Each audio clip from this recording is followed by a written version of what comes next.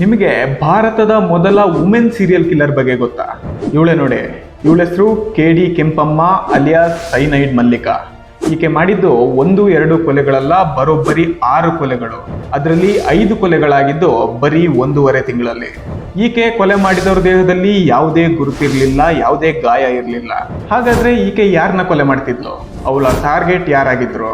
ಹಾಗೆ ಕೊಲೆ ಮಾಡ್ತಿದ್ದ ವಿಧಾನ ಹೇಗೆ ಹೇಳ್ತೀನಿ ಬನ್ನಿ. ಈಕೆ ಹೆಸರು ಕೆಂಪಮ್ಮ ಅಂತ. ಇವಳಿಗೆ ದುಡ್ಡು ಮಾಡೋ ಭಾರಿ ಹುಚ್ಚಿತ್ತು. ಹಿಂಗೆ ಒಂದಿನ ಚಿನ್ನದ ಅಂಗಡಿಗೆ ಹೋಗಿದ್ದಾಗ ಅಲ್ಲಿ ಚಿನ್ನಕ್ಕೆ ಶೈನಿಂಗ್ ಬರೋ ತರ ಮಾಡೋ ಸೈನೈಡ್ ಅವಳ ಕಣ್ಣಿಗೆ ಬೀಳುತ್ತೆ. ಅದ್ರ ಬಗ್ಗೆ ಇನ್ಫಾರ್ಮೇಶನ್ ಕೂಡ ಕಲೆಕ್ಟ್ ಮಾಡ್ತಾಳೆ. ನಂತರ ಆಕೆ ತಲೆಯಲ್ಲಿ ಒಂದು ಖತರ್ನಾಕ್ ಪ್ಲಾನ್ ಹೊಳೆಯುತ್ತೆ. ಆ ಪ್ಲಾನ್ ಪ್ರಕಾರ ಅವಳು ಮಾರನೇ ದಿನ ಸಾಧ್ವಿ ತರ ವೇಷ ಹಾಕೊಂಡು ಒಂದು ದೇವಸ್ಥಾನಕ್ಕೆ ಹೋಗಿ ಕೂತ್ಕೊಳ್ತಾಳೆ. ಆ ದೇವಸ್ಥಾನಕ್ಕೆ ತಮ್ಮ ಕಷ್ಟಗಳನ್ನ ಹೇಳ್ಕೊಂಡು ಬರೋ ಮಹಿಳೆಯರೇ ಅವಳ ಟಾರ್ಗೆಟ್ ಆಗಿದ್ರು. ಆಕೆ ಹತ್ರ ಬರೋ ಮಹಿಳೆಯರ ಹತ್ರ ಆಕೆ ಒಂದು ಮಂಡಲ ಪೂಜೆ ಮಾಡಿಸಿ ಎಲ್ಲ ಸರಿ ಹೋಗುತ್ತೆ. ಹಾಗೆ ಮಂಡಲ ಪೂಜೆಗೆ ಬರುವಾಗ ಸೀರೆ ಹಾಗೆ ನಿಮ್ಮ ಹತ್ರ ಇರೋ ಒಡವೆಗಳನ್ನ ತಗೊಂಡು ಬನ್ನಿ ಅಂತ ಹೇಳಿ ಕಳಿಸ್ತಾಳೆ.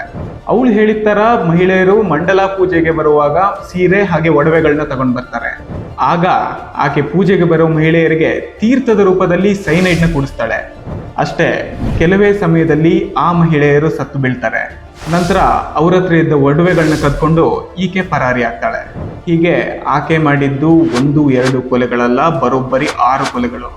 ಆದರೆ ಪೊಲೀಸರು ಹೇಳೋ ಪ್ರಕಾರ ಈಕೆ ಮಾಡಿದ್ದು ಬರೀ 6 ಕೊಲೆಗಳಲ್ಲ, ಬರೋಬ್ಬರಿ 13ಕ್ಕೂ ಹೆಚ್ಚು ಕೊಲೆಗಳು ಅಂತ.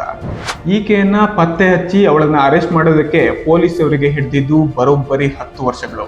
ಈಕೆ ಮಾಡಿದ ಈ ಖತರ್ನಾಕ್ ಕೆಲಸಕ್ಕೆ ಅವಳಿಗೆ ಒಂದು ಹೆಸರು ಬಂತು, ಅದೇ ಸೈನೈಡ್ ಮಲ್ಲಿಕಾ.